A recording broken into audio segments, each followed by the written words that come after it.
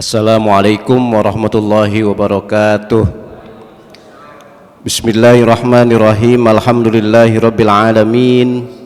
Wa afdhalus salati wa atammu taslimi ala sayyidina wa maulana Muhammadin khatamil anbiya'i wal mursalin wa ala alihi wa sahbihi ajma'in. Rabbi shrah li sadri wa yassir li amri wahlul 'uqdatam min lisani yafqahu qawli wala haula wala quwwata illa billahil aliyil azim. Amma ba'du. Hadirin wal hadirat, Bapak-bapak, saudara-saudara, keluarga besar STIK PTIK yang berbahagia, Masjid Jami Nur Darul Ilmi yang berbahagia. Dalam kesempatan pagi ini saya akan baca ungkapan ulama di dalam kitab Nasoihul Ibadnya Asy-Syaikh Nawawi Al-Bantani.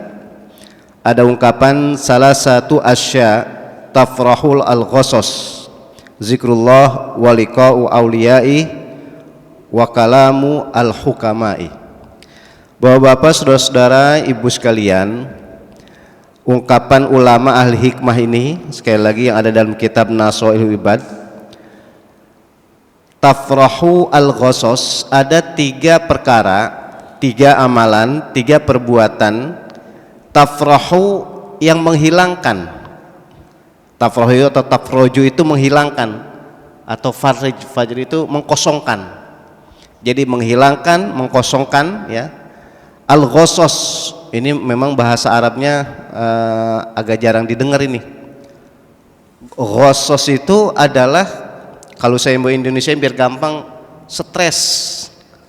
Apa itu Pak stres? Stres itu kalau orang sekarang nyebutnya juga orang dalam keadaan kesusahan atau gundah gulana kali ya. Galau, persis dah itu, ya. Jadi ghasas itu orang yang sedang kesusahan, orang yang gundah gulana, ya. Itu disebut namanya ghasas. Nah, di dalam kitab ini dibilang bahwa ada tiga perkara menghilangkan gundah gulana, menghilangkan stres, atau jangan sampai gundah gulana. Jadi satu sisi menghilangkan atau jangan sampai kena, ya, gitu. Yang pertama, nah ini yang sangat menarik ini, kata ulama adalah zikrullah, berzikir. Bapak-bapak, saudara-saudara, tadi kita dipimpin membaca Asmaul Husna. Allah itu mempunyai sifat az-zahir wal batin, yang fisik dan yang batin. Persis kita ini, Bapak-bapak, saudara-saudara, kita ini bukan zohir aja, kita ini pun ada batin. Bukan batin aja, kita pun ada zohir. Karena zohir dan batin ini masih nyatu, makanya kita masih hidup. Jauh sekali nih pembahasannya. Kita ini manusia masih hidup karena zohir dan batin masih nyatu. Tapi siapa saja yang sudah meninggal, saya bilang siapa saja termasuk orang-orang tua kita itu, dan siapa sajalah, orang yang sudah meninggal itu antara fisik dengan ruhnya, dengan batinnya sudah berpencar. Makanya orang yang sudah meninggal itu fisiknya cepat atau lambat akan rusak, bahkan akan hilang.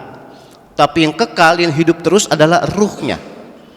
Makanya kalau kita mendoakan orang yang sudah meninggal menyebutnya ruh, karena ruh itu tetap hidup.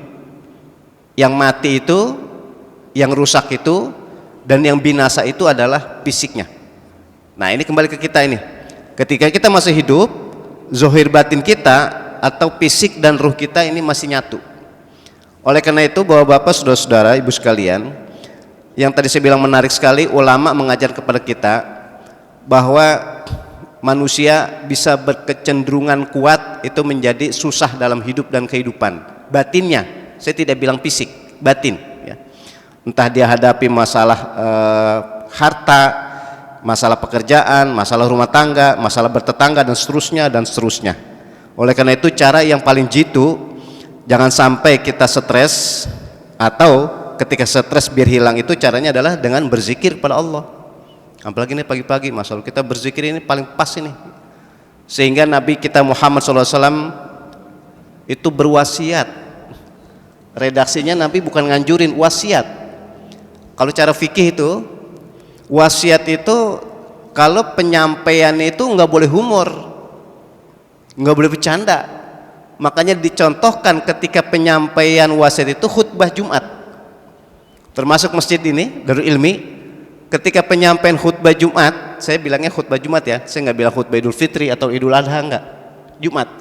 Hampir-hampir nggak ada khotib penyampaian itu humor, nggak ada. Atau bercanda, nggak ada.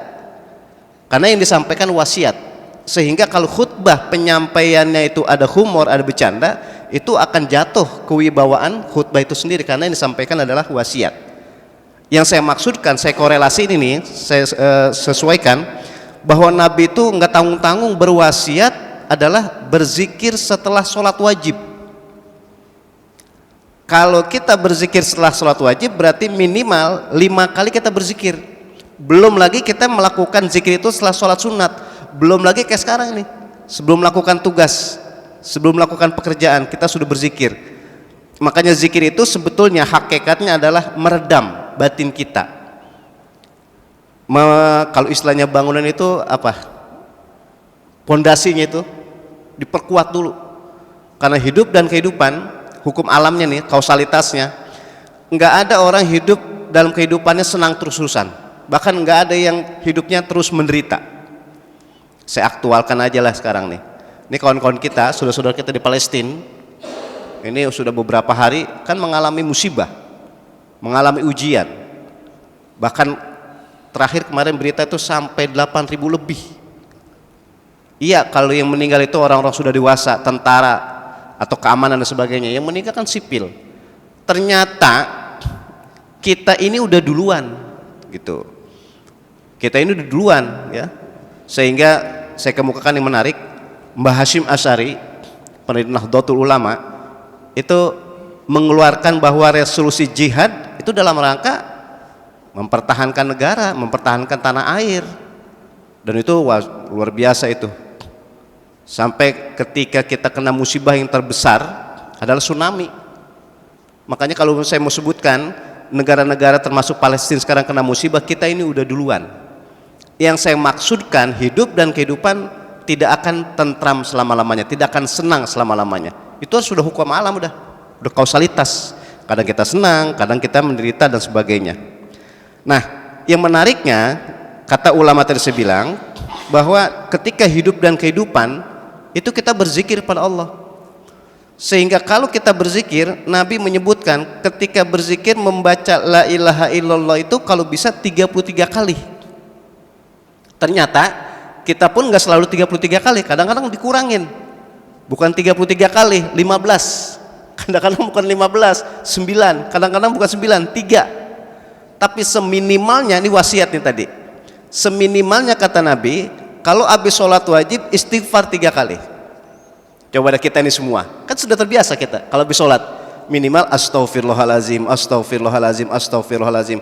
Berarti kita sudah mengamalkan wasiat yang pernah dikemukakan oleh junjungan kita Nabi besar Muhammad sallallahu alaihi wasallam. Semalam saya ngisi ceramah, saya bilang begini, bapak-bapak, saudara-saudara, ibu-ibu. Nanti ini pilkada. Kan tahun 2024 ada pilkada. Apa istilahnya, calon-calon itu, calon-calon anggota dewan. Itu makanya biasanya kalau sudah mendekati pilkada, itu banyak rumah sakit jiwa nyiapin tempat.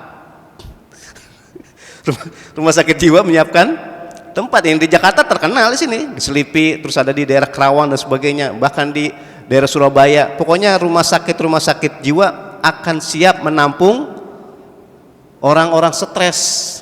Siapa orang-orang stres? Diantaranya adalah calon anggota dewan yang kagak jadi. Makanya di situ menarik tadi, ketika kita menginginkan, kita mengharapkan sesuatu, itu jangan sudah yakin pasti dapat. Ternyata dapat enggak, stres. Nah, itu disebut namanya tadi, kita disuruh banyak berzikir kepada Allah Subhanahu wa taala, itu realita ya. Jadi hidup dan kehidupan, kita kadang senang, kadang kita dalam keadaan susah. Makanya cara yang pertama, dan ini sangat jitu, adalah berzikir kepada Allah. Dan zikir kepada Allah ini sudah diwasiatkan oleh Nabi kita Muhammad SAW. Salah satu caranya zikir setelah sholat wajib. Ternyata yang menarik ini, keluarga besar STIK PTIK, zikir itu bukan setelah wajib doang, setelah sholat wajib aja. Belum melakukan tugas, belum melakukan pekerjaan, kita sudah berzikir. Ini salah satu didikan junjungan kita Nabi besar Muhammad SAW. Yang kedua, Bapak-bapak, saudara-saudara, adalah waliqa'u auliyaihi, silaturahim. Silaturahim itu sangat-sangat ilmiah. Begini, saya mau contohkan. Silaturahim itu bisa antara yang hidup dengan yang hidup, antara yang hidup dengan yang sudah meninggal. Kan kausalitas, sunatullah. Kita ini hidup, cepat atau lambat kita akan meninggal. Makanya yang mati itu yang pernah hidup. Redaksional Al-Quran, kullu nafsin dha'iqatul maut. Pemahamannya, yang mati itu yang pernah hidup. Berarti ini kita hidup, cepat atau lambat akan mati. Dan mereka yang sudah pada mati itu adalah yang pernah hidup. Nah, berarti kata-kata silaturahim itu sebetulnya bukan yang hidup dengan yang hidup saja. Yang hidup kepada yang sudah meninggal itu silaturahim.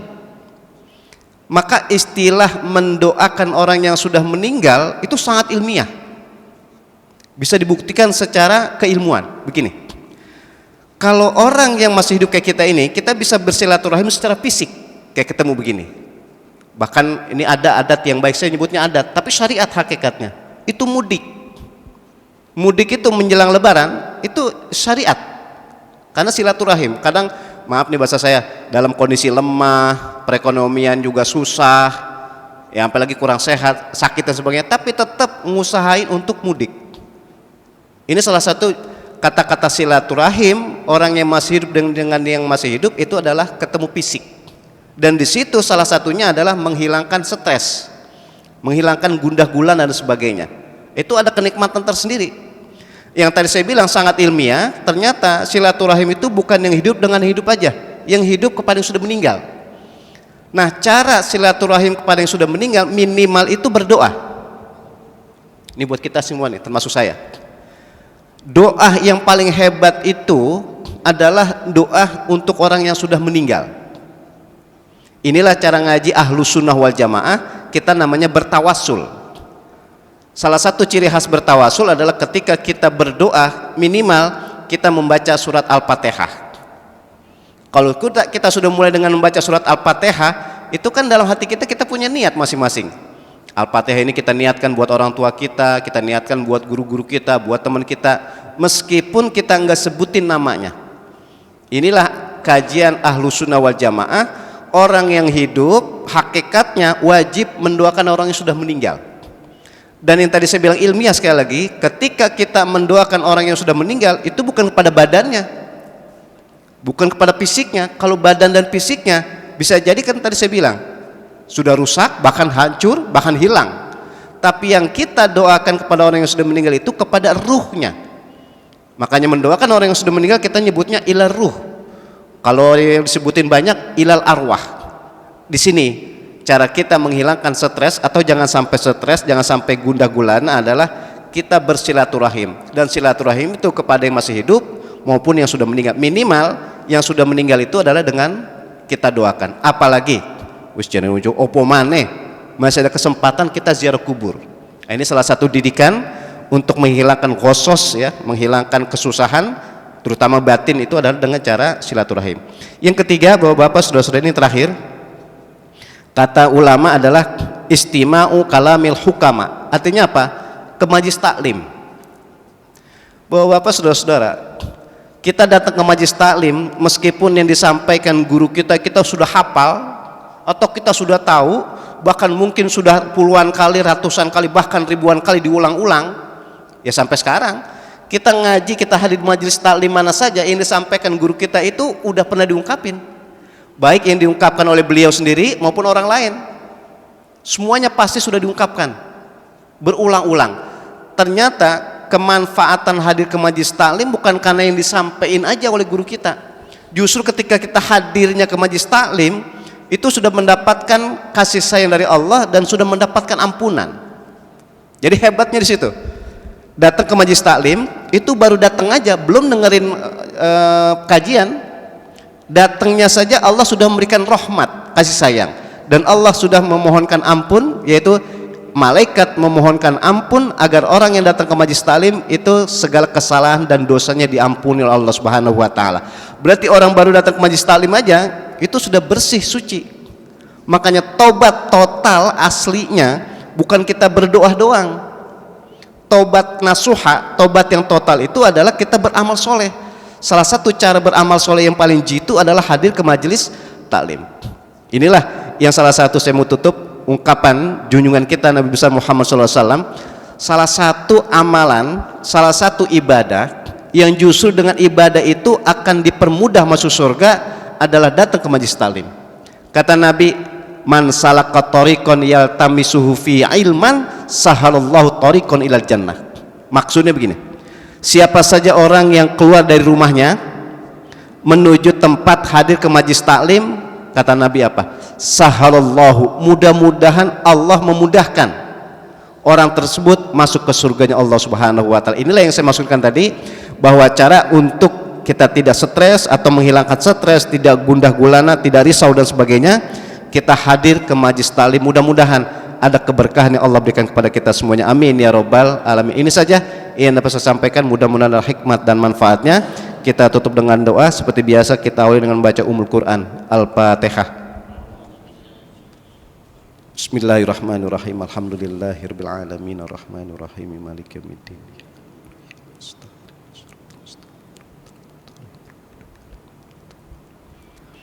Astaghfirullahalazim, astaghfirullahalazim, astaghfirullahalazim, ya zal jalali wal ikram. Bismillahirrahmanirrahim. Alhamdulillahirabbil alamin. Allahumma shalli wa sallim ala sayyidina Muhammad wa ala sayyidina Muhammad. Allahumma a'inna ala dzikrika wa syukrika wa husni ibadatik. Allahumma ighfir lana dzunubana wa liwalidayna warhamhuma kama rabbayana shighara. Allahumma anfa'na bima 'allamtana wa 'allimna ma yanfa'una wa zidna ilman nafi'an wa amalan mutaqabbalan bi rahmatika ya arhamar rahimin. Fadlika dawam fiha subhanakallahumma wa tahiyyatum fiha salam wa akhiru da'wahum alhamdulillahi rabbil alamin. Assalamualaikum warahmatullahi wabarakatuh.